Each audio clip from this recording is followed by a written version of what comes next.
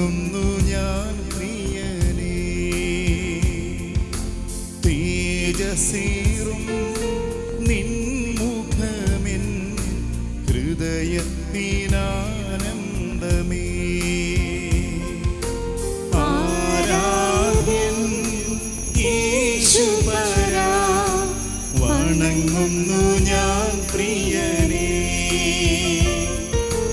തേജസ്സേറും നിൻമുഖമെൻ ഹൃദയത്തിനാനന്ദമേ. കരങ്ങൾ വീശി ഈശോയേ ആരാധന, ഈശോയേ ആരാധന. പരിശുദ്ധ പരമ ദിവ്യകാരുണ്യത്തിന് നേരവും ആരാധനയും സ്തുതിയും പുകഴ്ചയും ഉണ്ടായിരിക്കട്ടെ. പരിശുദ്ധ പരമ ദിവ്യകാരുണ്യത്തിന് നേരവും ആരാധനയും സ്തുതിയും പുകഴ്ചയും ഉണ്ടായിരിക്കട്ടെ. പരിശുദ്ധ പരമ ദിവ്യകാരുണ്യത്തിന് നേരവും ആരാധനയും സ്തുതിയും പുകഴ്ചയും ഉണ്ടായിരിക്കട്ടെ. നമുക്ക് പ്രാർത്ഥിക്കാം. പരിശുദ്ധാത്മാവായ ദൈവമേ, ദൈവത്തിന്റെ അളവില്ലാത്ത സ്നേഹം, ദൈവത്തിന്റെ അളവില്ലാത്ത സ്നേഹം ഞങ്ങൾക്ക് വെളിപ്പെടുത്തി തരണമേ. ദൈവം ഞങ്ങൾക്ക് വേണ്ടി ചെയ്ത കാര്യങ്ങൾ, ദൈവം നമുക്ക് വേണ്ടി ചെയ്ത കാര്യങ്ങൾ ഓരോന്നോരോന്നായി ഞങ്ങൾക്ക് വെളിപ്പെടുത്തി തരണമേ. ഹല്ലേലൂയ. ഹല്ലേലൂയ. ഈ വിശുദ്ധ കുർബാനയിലേക്ക് നമ്മൾ നോക്കുമ്പോൾ ഈശോയ്ക്ക് നമ്മളോട് പറയാനുള്ളത്, എന്നെ മുഴുവനായി നിനക്ക് തരുന്നു, എന്നെ തന്നെ നൽകിക്കൊണ്ട് ഞാൻ നിന്നെ സ്നേഹിക്കുന്നു, ഞാൻ മുഴുവനും നിനക്കുള്ളതാണ്. അങ്ങനെ ഒന്നും ബാക്കി വയ്ക്കാതെ സമ്പൂർണമായി തന്നെ നമുക്ക് നൽകിക്കൊണ്ട് നമ്മളെ സ്നേഹിക്കുന്ന സ്നേഹത്തിൻ്റെ സമ്പൂർണതയാണ് ഈ വിശുദ്ധ കുർബാനയിൽ നാം നിരന്തരം അനുഭവിച്ചുകൊണ്ടിരിക്കുന്നത്. ഈ വിശുദ്ധ കുർബാന നമ്മളോട് സംസാരിക്കുന്നുണ്ട്. ആത്മാവിലൂടെയാണ് അതെല്ലാം നമുക്ക് വെളിപ്പെട്ട് കിട്ടുന്നത്. ദൈവം നമുക്ക് വേണ്ടി ചെയ്ത വൻകാര്യങ്ങൾ. റോമർക്കെഴുതിയ ലേഖനത്തിൽ 8-ാം അധ്യായത്തിൽ തൻ്റെ പുത്രനെ പോലും അവിടെ നമുക്ക് നൽകിയെങ്കിൽ പിന്നെ എന്തൊക്കെ നമുക്ക് തരാതിരിക്കുകയില്ല. എല്ലാം തന്നു കഴിഞ്ഞിരിക്കുന്നു എന്നാണ് ഈ വിശുദ്ധ കുർബാനയിലൂടെ ഈശോ നമുക്ക് വെളിപ്പെടുത്തി തരുന്നത്. നമുക്കൊരു നിമിഷം എല്ലാം മറന്ന് ഈ വലിയ സ്നേഹത്തിന് മുമ്പിൽ നന്ദിയും സ്തുതിയും പറയാം. ഈശോയെ നന്ദി, ഈശോയെ നന്ദി.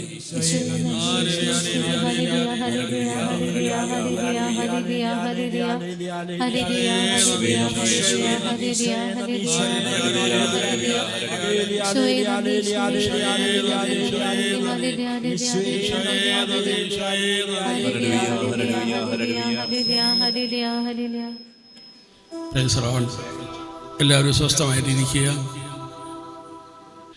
ദൈവം നമുക്ക് വേണ്ടി ചെയ്ത കാര്യങ്ങളാണ് ഈ ഈശോയുടെ ശരീരം നമുക്ക് ഓർമ്മിപ്പിച്ചു തരുന്നത്. ഇത് മുഴുവനും സ്നേഹമാണ്. ദൈവം ചെയ്ത കാര്യങ്ങൾ ഓരോന്നോരോന്നുമായി നമ്മുടെ ബുദ്ധിക്ക് അതീതമായി പരിശുദ്ധാത്മാവ് നമുക്ക് വെളിപ്പെടുത്തി തന്നുകൊണ്ടിരിക്കുകയാണ്. എന്നാൽ സഹോദരങ്ങളെ,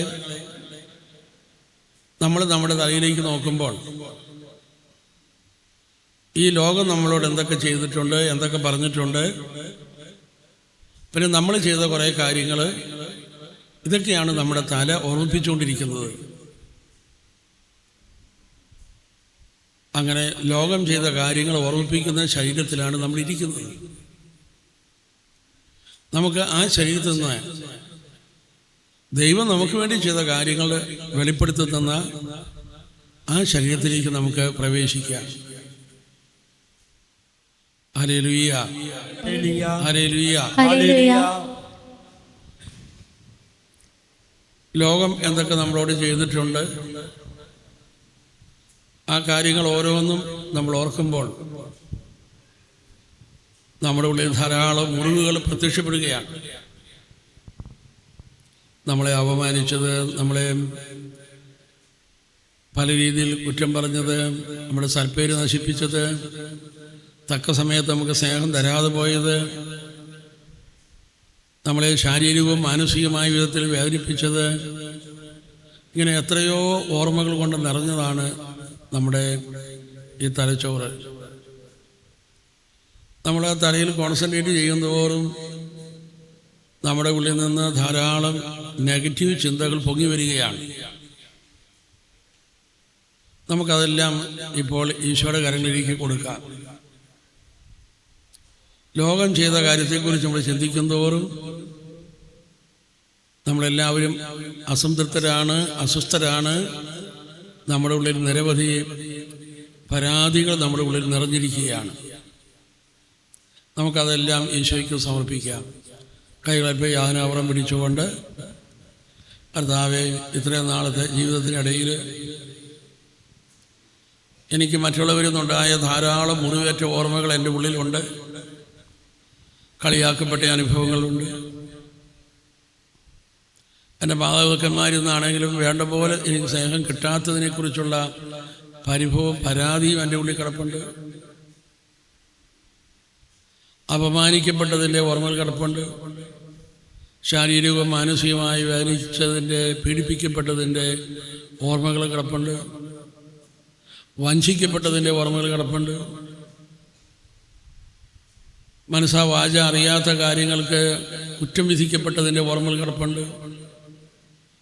നമ്മളെ മറ്റുള്ളവർ കളിയാക്കിയത്, ഇരട്ടപ്പേര് വിളിച്ചത്, ഇതെല്ലാം നമ്മുടെ ഓർമ്മയിൽ വലിയ മുറിവുകളായി അങ്ങനെ കിടക്കുന്നു.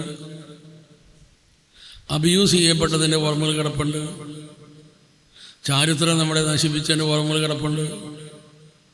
നമ്മളെ പാപത്തിലേക്ക് ചിലർ വലിച്ചഴച്ചിട്ടുണ്ട്, അതിൻ്റെ ഓർമ്മകൾ കിടപ്പുണ്ട്. പല രീതിയിൽ നമ്മളെ വഞ്ചിച്ചതിൻ്റെ ഓർമ്മകൾ കിടപ്പുണ്ട്. സാമ്പത്തിക മേഖലയിൽ നമ്മളെ വഞ്ചിച്ചവരുണ്ട്. മോഹന വാഗ്ദാനങ്ങൾ നൽകി നമ്മളെ കുടുക്കിയവരുണ്ട്. തക്ക സമയത്ത് നമ്മളെ സഹായിക്കാതെ നമ്മളെ അങ്ങനെ അവഗണിച്ചവരുണ്ട്. ഇത് മുഴുവനും കയ്പാണ്. ഇത് മുഴുവനും വേദനയാണ്, മുറിവുകളാണ്, സങ്കടങ്ങളാണ്. ഉള്ളിൽ മുഴുവനും അങ്ങനെ മുറിവേറ്റ ഓർമ്മകൾ കൊണ്ട് നിറഞ്ഞിരിക്കുകയാണ്.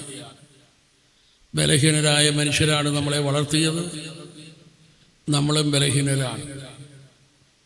അതുകൊണ്ട് ധാരാളം മുറിവുകൾ നമ്മുടെ ഉള്ളിലുണ്ട്. നമ്മൾ ഒത്തിരി പേരെ മുറിവേൽപ്പിച്ചിട്ടുമുണ്ട്. നമുക്ക് കൈകളെ യാതനാവറം പിടിച്ച് വിശുദ്ധ കുർബാനയിലേക്ക് നോക്കിക്കൊണ്ട് നമ്മുടെ ആ മുറിവിൽ നിന്ന് ഉയർന്നു പോകുന്ന എല്ലാ നെഗറ്റീവ് ചിന്തകളും ഈശോയ്ക്ക് സമർപ്പിക്കാം. കർത്താവായ ഈശോയെ, എൻ്റെ ഉള്ളിൽ മുഴുവനും ദുഃഖമാണ്. എൻ്റെ ഉള്ളിൽ മുഴുവനും ദുഃഖമാണ്, വേദനയാണ്, നിരാശയാണ്. ഈശോയെ, അതെല്ലാം ഞാൻ അങ്ങേക്ക് സമർപ്പിക്കുന്നു. കർത്താവായ ഈശോയെ, എനിക്ക് എന്നോട് തന്നെ വെറുപ്പുണ്ട്. ഞാനത് സമർപ്പിക്കുകയാണ്.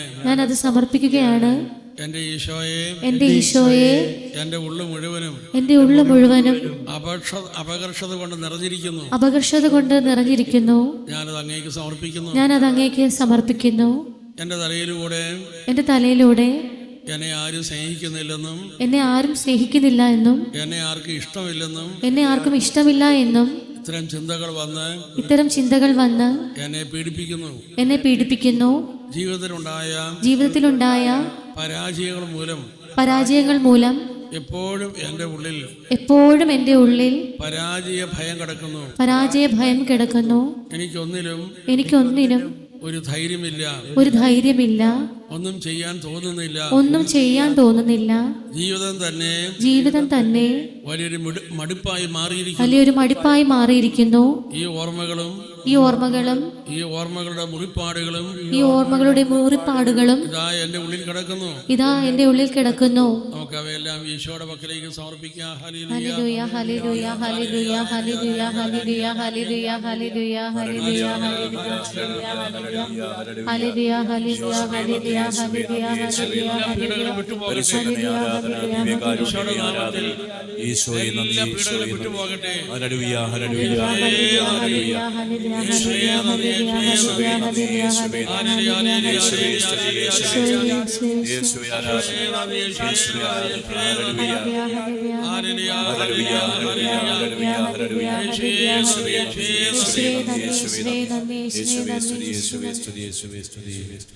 ഒന്ന് കൈയടിച്ചു കർത്താവിനെ മഹത്വപ്പെടുത്തുന്നു.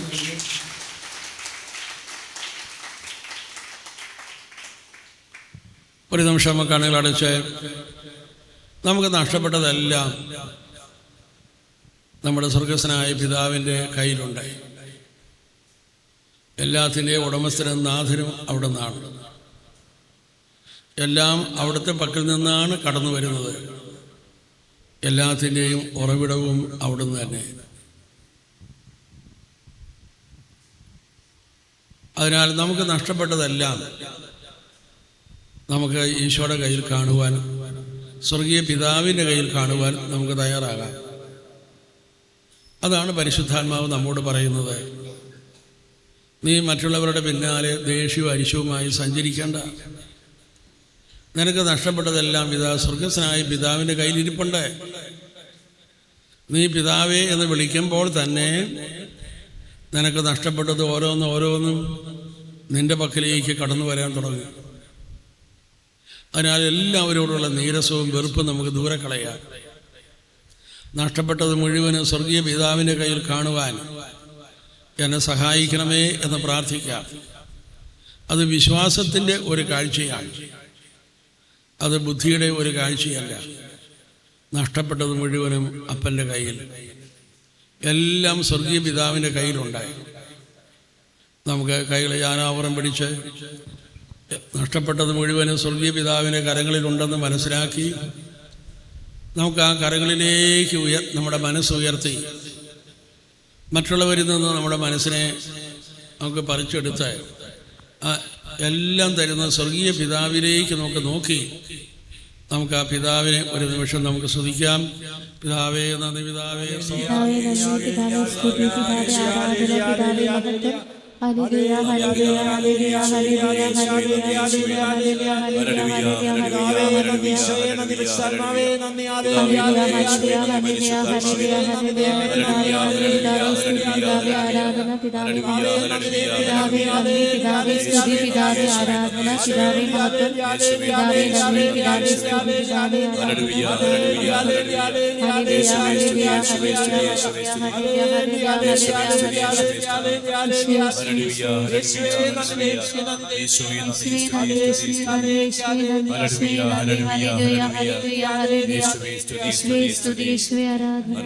hallelujah, നമുക്ക് വീണ്ടും പ്രാർത്ഥിക്കാം. പരിശുദ്ധാത്മാവായ ദൈവമേ, പരിശുദ്ധാത്മാവായ ദൈവമേ, ഇന്ന് വരെയുള്ള എൻ്റെ ജീവിതത്തിൽ എനിക്ക് നഷ്ടപ്പെട്ടതെല്ലാം എൻ്റെ സ്വർഗസ്വനായ പിതാവിൻ്റെ കരങ്ങളിലുണ്ട്. ഇത് ഞാൻ വിശ്വസിച്ചേറ്റു പറയുന്നു. എൻ്റെ പിതാവ് എനിക്കെല്ലാം മടക്കി തരും. ഹല്ലേലൂയ. ആ പിതാവിലേക്ക് എൻ്റെ ഹൃദയം ഉയർത്തുവാൻ എന്നെ സഹായിക്കണമേ. ജോയൽ പ്രവാചന പുസ്തകം 2-ാം അധ്യായം 27-ാമത്തെ വാക്യം ഒരു സന്ദേശം പോലെ കർത്താവ് തരുന്നുണ്ട്. നമുക്കത് ഏറ്റുചൊല്ലാം. എല്ലാവരോടും ചേർന്ന് കർത്താവ് അരുളി ചെയ്യുന്നു, എൻ്റെ ജനത്തിന് ഇനി ഒരിക്കലും ലജ്ജിക്കേണ്ടി വരികയില്ല.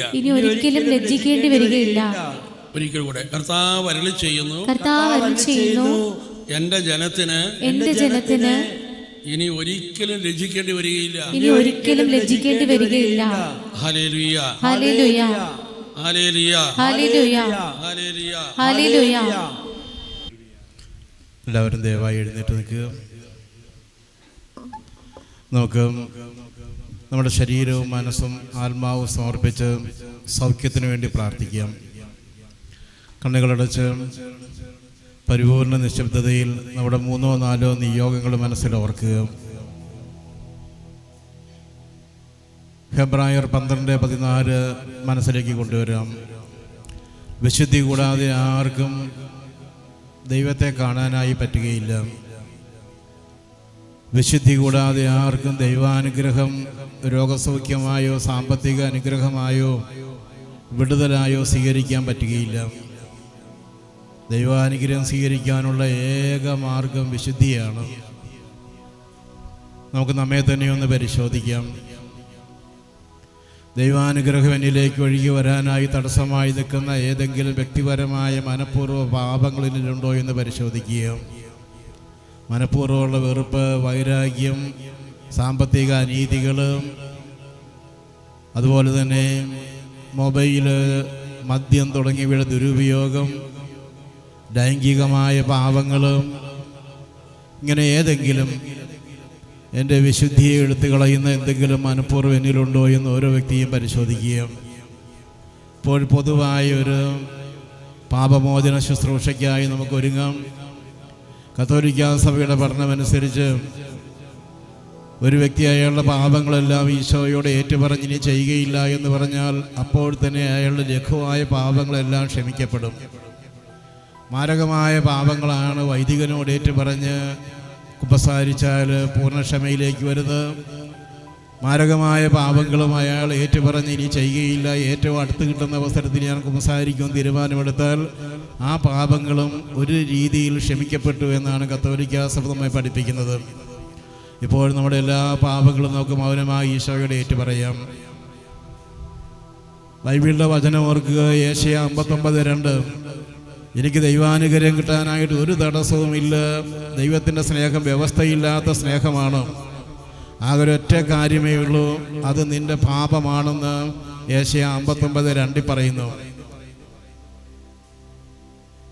ബൈബിളിൽ രോഗത്തിൻ്റെ പല കാരണങ്ങളെക്കുറിച്ച് പറയുന്നുണ്ട്. ചിലപ്പോൾ ബൈബിൾ പറയുന്നത് നിന്റെ പാപം കാരണമാണ് രോഗമുണ്ടായതെന്ന്. പല രോഗത്തിനും പാപമാണ് കാരണം.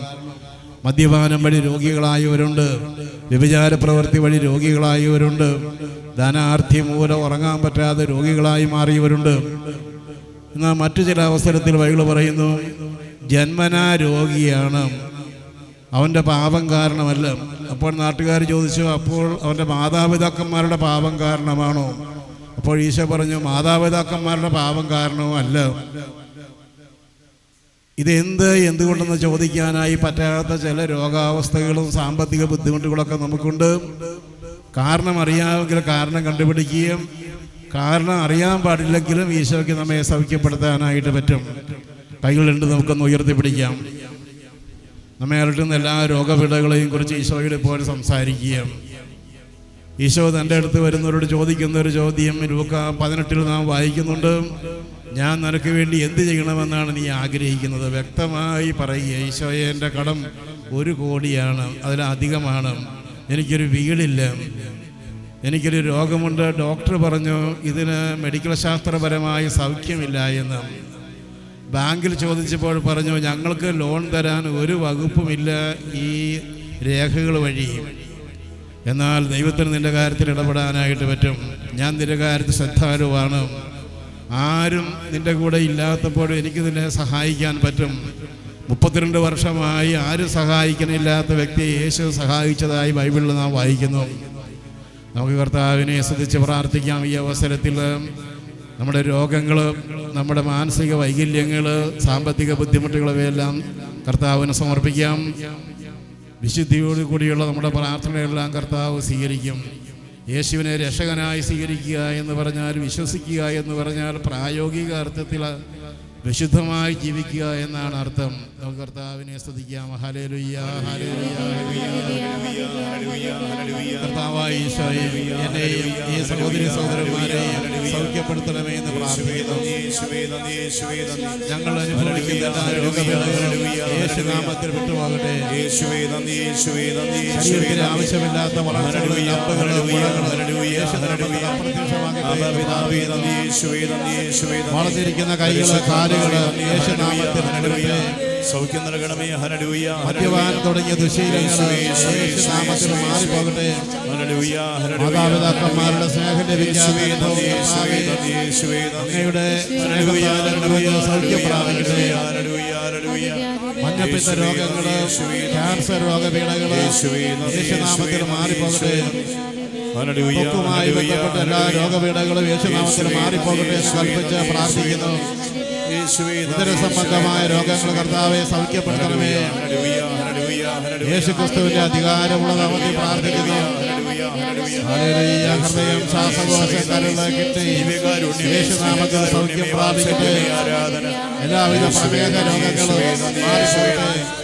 എല്ലാവിധ അലർജി രോഗങ്ങളും യേശുനാമത്തിൽ സൗഖ്യപ്പെടട്ടെ. കൈക്കുഞ്ഞുങ്ങളും ഗർഭസ്ഥ ശിശുക്കളും സൗഖ്യം പ്രാപിക്കട്ടെ. യേശുക്രിസ്തുവിന്റെ അധികാരമുള്ള നാമത്തിൽ പ്രാർത്ഥിക്കുന്നു. വിദേശയാത്ര തടസ്സങ്ങള് പഠന വൈകല്യങ്ങള് മാറിപ്പോകട്ടെ. ജന്മനായുള്ള എല്ലാ വൈകല്യങ്ങളും യേശുവിന്റെ അധികാരമുള്ള നാമത്തിൽ പ്രാർത്ഥിക്കുന്നു.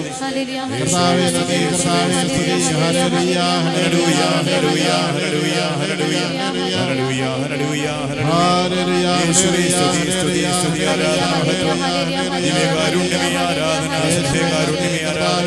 സൗഖ്യം നൽകണമേ, ശാന്തി നൽകണമേ, സമാധാനം നൽകണമേ.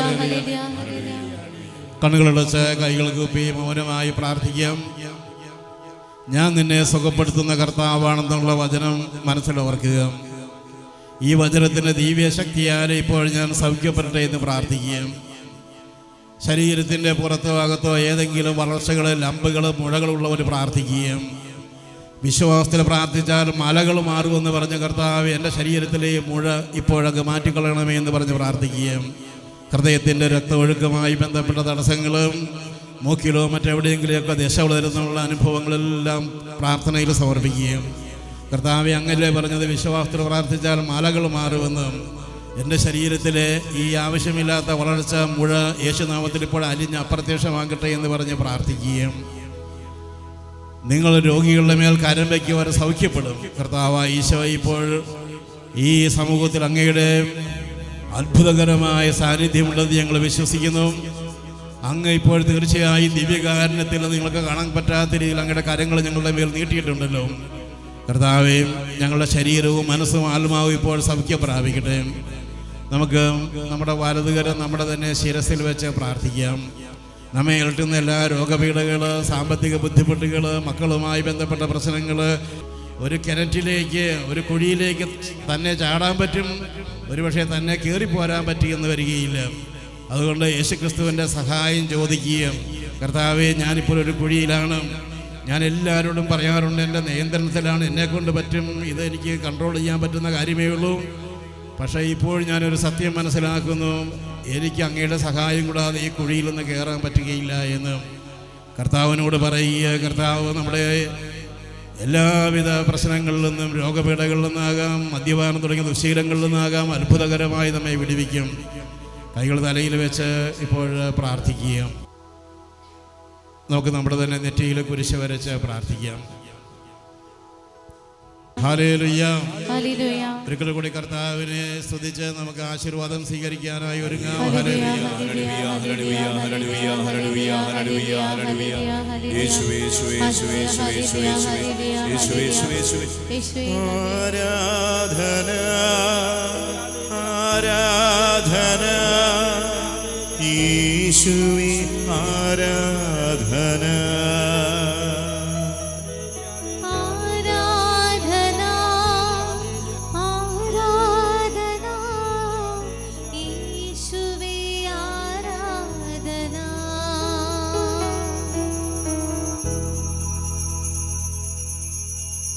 പരിശുദ്ധ പരമദിവ്യകാരുണ്യത്തിന് എന്നേരവും ആരാധനയും സ്തുതിയും പുകഴ്ചയുണ്ടായിരിക്കട്ടെ. പരിശുദ്ധ പരമദിവ്യകാരുണ്യത്തിന് എന്നേരവും ആരാധനയും സ്തുതിയും പുകഴ്ചയുണ്ടായിരിക്കട്ടെ. പരിശുദ്ധ പരമദിവ്യകാരുണ്യത്തിന് എന്നേരവും ആരാധനയും സ്തുതിയും പുകഴ്ചയുണ്ടായിരിക്കട്ടെ.